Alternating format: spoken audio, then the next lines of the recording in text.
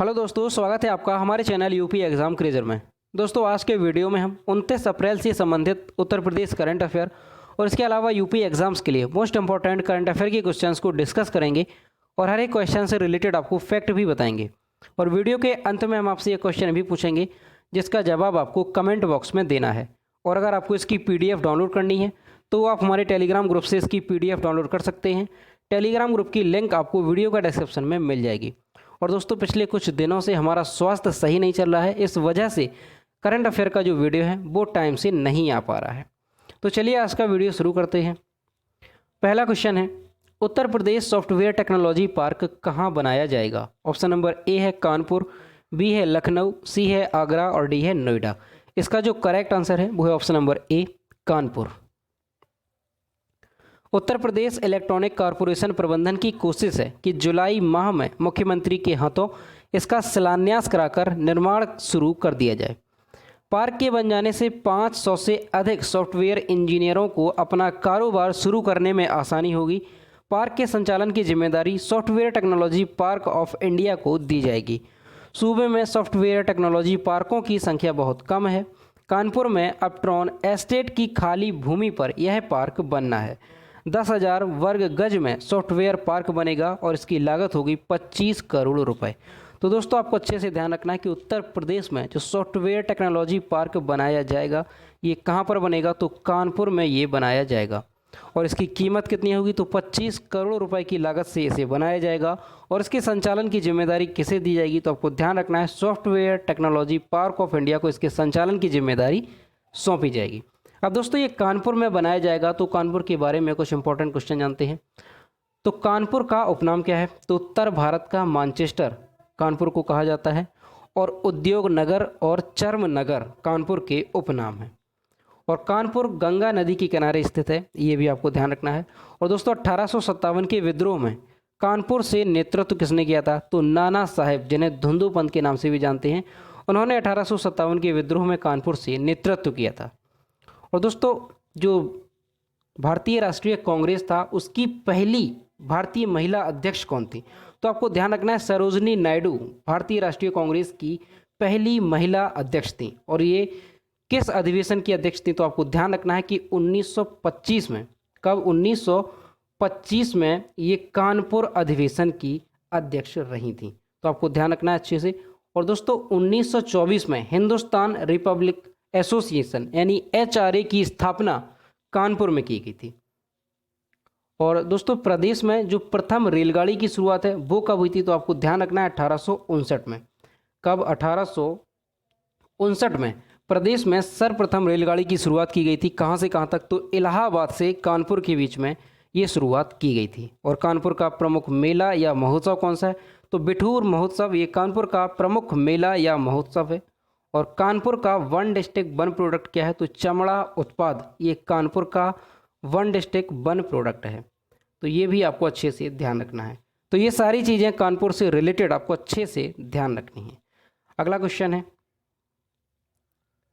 उत्तर प्रदेश के कितने जिलों में फूड प्रोसेसिंग यूनिट स्थापित की जाएगी? ऑप्शन नंबर ए है 10, बी है 13, सी है 15 और डी है 18। इसका जो करेक्ट आंसर है वो है ऑप्शन नंबर बी 13। अकेले राजधानी के मलिहाबाद ही नहीं, प्रदेश के सभी 13 जिलों के 15 फल पट्टी में उद्यान एवं खाद्य प्रसंस्करण विभाग की ओर से फूड प्रोसेसिंग यूनिट लगाने की तैयारी की जा रही है। फलों की प्रोसेसिंग से बागवानों के कारोबार में भी बढ़ोतरी होगी।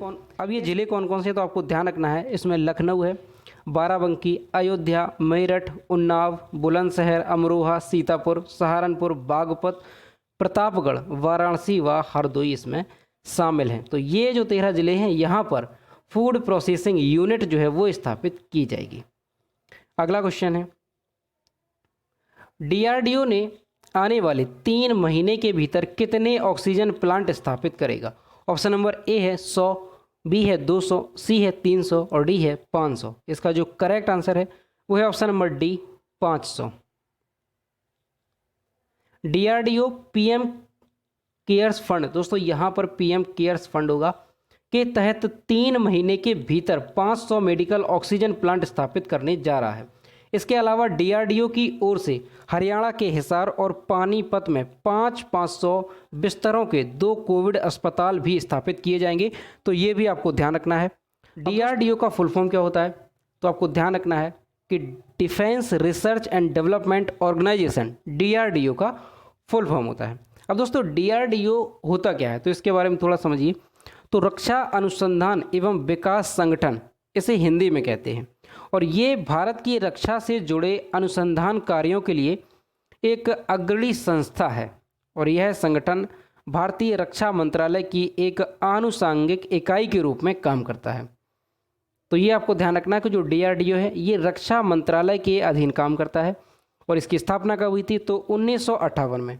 कब हुई थी? 1958 में इसकी स्थापना की गई थी, और इसका जो हेडक्वार्टर है वो कहाँ पर है? तो नई दिल्ली में इसका मुख्यालय है। अगला क्वेश्चन है, न्यायमूर्ति राजेश बिंदल को किस उच्च न्यायालय का कार्यवाहक मुख्य न्यायाधीश नियुक्त किया गया है? ऑप्शन नंबर ए है मद्रास, बी है बॉम्बे, सी है कलकत्ता और डी है दिल्ली। इसका जो करेक्ट आंसर है वो है ऑप्शन नंबर सी, कलकत्ता। न्यायमूर्ति राजेश बिंदल को राष्ट्रपति रामनाथ कोविंद ने कलकत्ता उच्च न्यायालय के कार्यवाहक मुख्य न्यायाधीश के तौर पर नियुक्त किया है। वे मुख्य न्यायाधीश थोथाथिल भास्करन नायर राधाकृष्णन के बाद यह पदभार ग्रहण करेंगे, जो 29 अप्रैल 2021 को सेवानिवृत्त होने वाले हैं। न्यायमूर्ति राजेश बिंदल इस समय कलकत्ता उच्च न्यायालय के सबसे वरिष्ठ न्यायाधीश हैं, जिन्होंने इससे पूर्व पंजाब और हरियाणा उच्च न्यायालय के स्थायी न्यायाधीश के तौर पर भी काम किया था। तो दोस्तों आपको ध्यान रखना है कि कलकत्ता उच्च न्यायालय के कार्यवाहक मुख्य न्यायाधीश के तौर पर किसे नियुक्त किया गया है?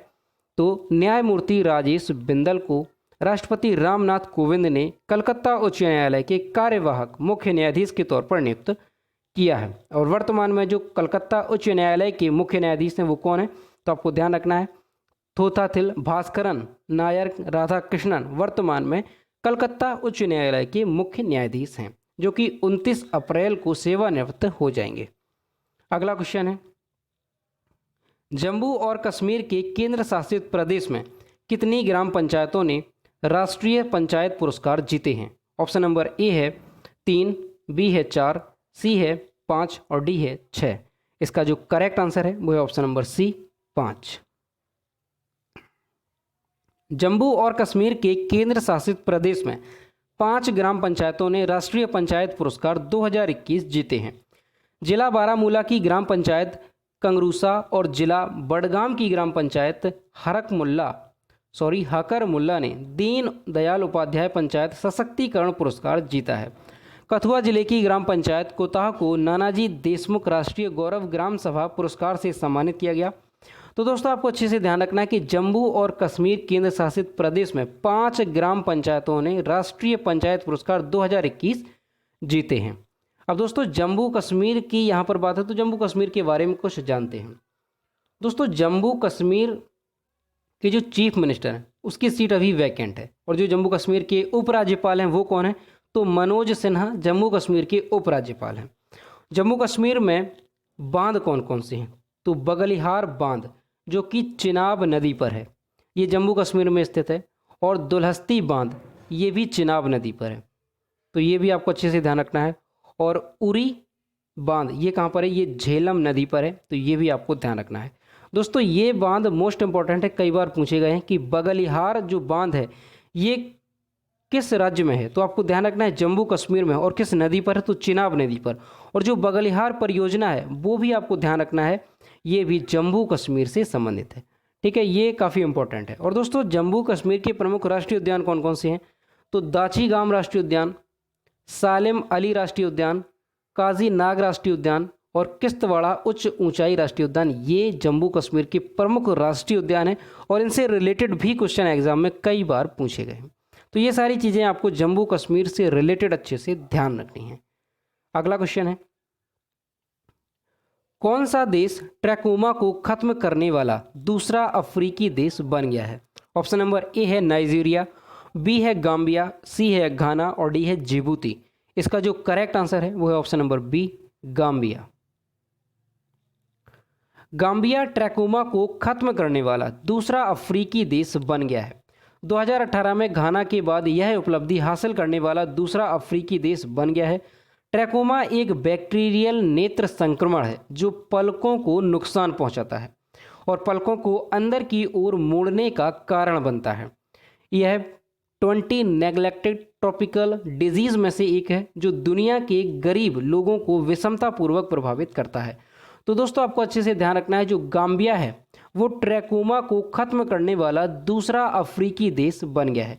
पहला अफ्रीकी देश कौन था? तो आपको ध्यान रखना है घाना पहला अफ्रीकी देश था।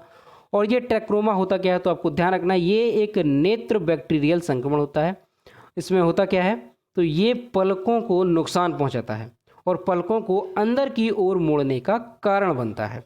ठीक है, तो अब जो ट्रैकोमा ये संक्रमण है इसे खत्म करने वाला गाम्बिया दूसरा अफ्रीकी देश बन गया है। दोस्तों गाम्बिया की अगर बात करें तो इसकी राजधानी क्या है? तो बैंजुल गाम्बिया की राजधानी है। गाम्बिया की मुद्रा है डालासी और गाम्बिया के जो राष्ट्रपति हैं वो हैं अदमा बैरो। ये वर्तमान में गाम्बिया के राष्ट्रपति हैं। अगला क्वेश्चन है, वैज्ञानिकों ने अब तक के सबसे छोटे और पृथ्वी के सबसे करीबी ब्लैक होल में से एक की खोज की है। ब्लैक होल हमारे सूर्य के द्रव्यमान का कितना गुना है? ऑप्शन नंबर ए है 1 गुना, बी है 2, सी है 3 और डी है 4। इसका जो करेक्ट आंसर है वो है ऑप्शन नंबर सी 3 गुना।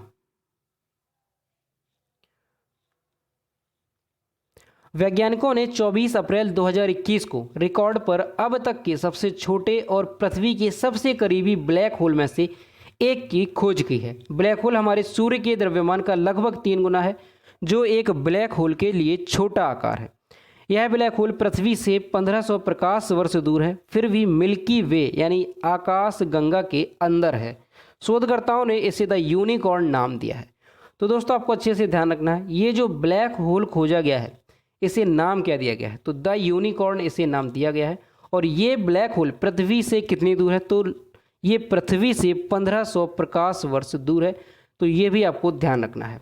और दोस्तों एक क्वेश्चन पूछा जाता है कि प्रकाश वर्ष जो है ये किसके मापन की इकाई है? तो आपको ध्यान रखना है ये दूरी मापन की इकाई है। अब दोस्तों ब्लैक होल होता क्या है? तो ब्लैक होल के बारे में जानते हैं। ब्लैक होल स्पेस में यानी अंतरिक्ष में वह जगह है जहां भौतिक का कोई भी नियम काम नहीं करता। मतलब समय और स्थान का कोई मतलब नहीं है। यहाँ बस गुरुत्वाकर्षण और अंधकार होता है। इसका गुरुत्वाकर्षण इतना शक्तिशाली होता है कि आप इसकी कल्पना भी नहीं कर सकते। यानी कि यहाँ पर इतना गुरुत्वाकर्षण होता है कि कोई भी चीज़ यहाँ पर जाती है तो उसे ये अवशोषित कर लेता है और फिर इसे बाहर नहीं निकलने देता है। आप इसे इस तरह से भी समझ सकते हैं कि जब हम किसी भी टॉर्च से किसी भी वस्तु पर प्रकाश डालते हैं तो वह रिफ्लेक्ट होकर के हमारी आंखों पर पड़ता है, तभी हम उस चीज़ को देख पाते हैं। लेकिन इसमें क्या है कि जो भी प्रकाश जाता है तो ये प्रकाश को भी अवशोषित कर लेता है और ये प्रकाश भी वहाँ से लौटकर नहीं आता है। तो ये होता है ब्लैक होल। और ब्लैक होल में कोई भी भौतिक नियम काम नहीं करता है। तो ये भी आपको ध्यान रखना है। अगला क्वेश्चन है, अर्जुन कल्याण निम्नलिखित में से किस खेल से संबंधित है? ऑप्शन नंबर ए है फुटबॉल, बी है शतरंज, सी है बास्केटबॉल और डी है हॉकी। इसका जो करेक्ट आंसर है वो है ऑप्शन नंबर बी शतरंज। तमिलनाडु के किशोर अर्जुन कल्याण भारत के 68वें शतरंज ग्रैंड मास्टर बन गए हैं। उन्होंने सर्बिया में जीएम राउंड रोबिन रूजना जोरे 3 के 5वें दौर में ड्रैगन कौशिक को हराकर 2500 ELO यानी इलेक्ट्रिक लाइट ऑर्केस्ट्रा का निशाना पार कर लिया। अर्जुन IM सर्वनन और यूक्रेनी GM अलेक्सांद्र गोलोसाचोव द्वारा प्रशिक्षित हैं। उन्होंने 9 साल की उम्र में शतरंज खेलना शुरू किया था। तो दोस्तों आपको ध्यान रखना है कि भारत के 68वें शतरंज ग्रैंड मास्टर कौन बन गए हैं? तो तमिलनाडु के किशोर अर्जुन कल्याण भारत के 68वें शतरंज ग्रैंड मास्टर बन गए हैं। और इन्होंने IM सर्वनन और यूक्रेनी GM अलेक्सांद्र गोलोसाचोव द्वारा इन्हें प्रशिक्षण दिया गया है। तो ये भी आपको अच्छे से ध्यान रखना है। और दोस्तों ये जो अर्जुन कल्याण हैं इन्होंने 9 साल की उम्र में शतरंज खेलना शुरू किया था। और यहाँ पर आप इमेज में देख सकते हैं ये हैं अर्जुन कल्याण जो कि भारत के 68वें शतरंज ग्रैंड मास्टर बन गए हैं।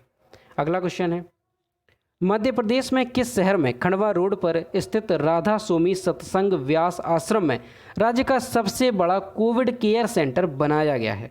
ऑप्शन नंबर ए है इंदौर, बी है भोपाल, सी है रीवा और डी है जबलपुर। इसका जो करेक्ट आंसर है वो है ऑप्शन नंबर ए इंदौर।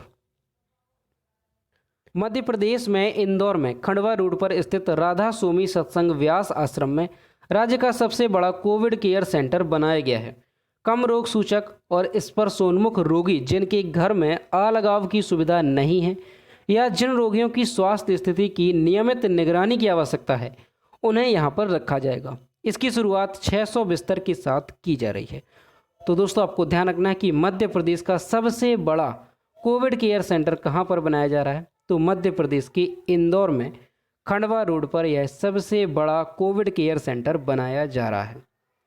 अगला क्वेश्चन है, यूएस एसोसिएट अटॉर्नी जनरल बनने वाली पहली भारतीय अमेरिकी कौन है? ऑप्शन नंबर ए है राजा कृष्णमूर्ति, बी है उजरा जिया, सी है स्वाति मोहन और डी है वनिता गुप्ता। इसका जो करेक्ट आंसर है वो option number D Vanita Gupta. भारतीय मूल की अमेरिकी नागरिक वनिता गुप्ता ने इतिहास रच दिया है। अमेरिकी संसद ने एसोसिएट अटॉर्नी जनरल के पद पर उनके नाम की पुष्टि कर दी है। सीनेट में 49 के मुकाबले 51 मत पाकर ओबामा प्रशासक के दौरान न्याय विभाग में अपनी सेवाएं दे चुकी वनिता गुप्ता अब अमेरिका के न्याय मंत्रालय में तीसरी रैंकिंग का सर्वोच्च पद पाने वाली पहली अश्वेत महिला बन गई हैं। इन्होंने अपना पूरा करियर नस्लीय समानता व न्याय की लड़ाई में खपाया है। तो दोस्तों ये क्वेश्चन भी मोस्ट इंपॉर्टेंट है, आपको अच्छे से ध्यान रखना है कि अमेरिका की जो भारतीय मूल की अमेरिका निवासी हैं वनिता गुप्ता, ये अमेरिका संसद में एसोसिएट अटॉर्नी जनरल के पद पर नियुक्ति पाने वाली ये पहली अश्वेत महिला बन गई हैं। और ये जो पद है एसोसिएट अटॉर्नी जनरल का पद, ये अमेरिका के न्याय मंत्रालय में तीसरा सर्वोच्च पद है। तो ये भी आपको अच्छे से ध्यान रखना है। और यहाँ पर इमेज में देख सकते हैं ये हैं वनिता गुप्ता। तो दोस्तों ये थे 29 अप्रैल से संबंधित उत्तर प्रदेश करंट अफेयर और इसके अलावा यूपी एग्जाम्स के लिए मोस्ट इंपॉर्टेंट करंट अफेयर के क्वेश्चन जो कि हमने डिस्कस किए। अब हम देखते हैं पिछले वीडियो का क्वेश्चन जो हमने आपसे पूछा था। तो ये है कल के वीडियो का क्वेश्चन जो हमने आपसे पूछा था। न्यायमूर्ति नथालपति वेंकट रमना ने अप्रैल 2021 में भारत के कौन से मुख्य न्यायाधीश के रूप में शपथ ली? इसका जो करेक्ट आंसर था वो ऑप्शन नंबर बी था 48वें मुख्य न्यायाधीश के रूप में। और लगभग सभी स्टूडेंट्स ने सही जवाब दिए। और मैं फिर से कहता हूँ कि जो भी क्वेश्चन आपसे पूछा जाए तो सभी लोग उसका आंसर जरूर किया करो। तो ये है आज का क्वेश्चन। हाल ही में प्रधानमंत्री मोदी ने किस जिला पंचायत को सर्वश्रेष्ठ पंचायत के पुरस्कार से सम्मानित किया? ऑप्शन नंबर ए है बस्ती, बी है शामली, सी है गोंडा और डी है बरेली। तो इसका जो भी करेक्ट आंसर है वो आपको कमेंट बॉक्स में बताना है। तो दोस्तों अगर आपको आज का वीडियो पसंद आया हो तो वीडियो को लाइक करें, शेयर करें और अगर चैनल पर नए हैं तो चैनल को सब्सक्राइब करना ना भूलें। साथ ही बेल आइकन को भी प्रेस करें ताकि टाइम टू टाइम नोटिफिकेशन आप तक पहुंचता रहे। तो मिलते हैं नेक्स्ट वीडियो में। Thank you.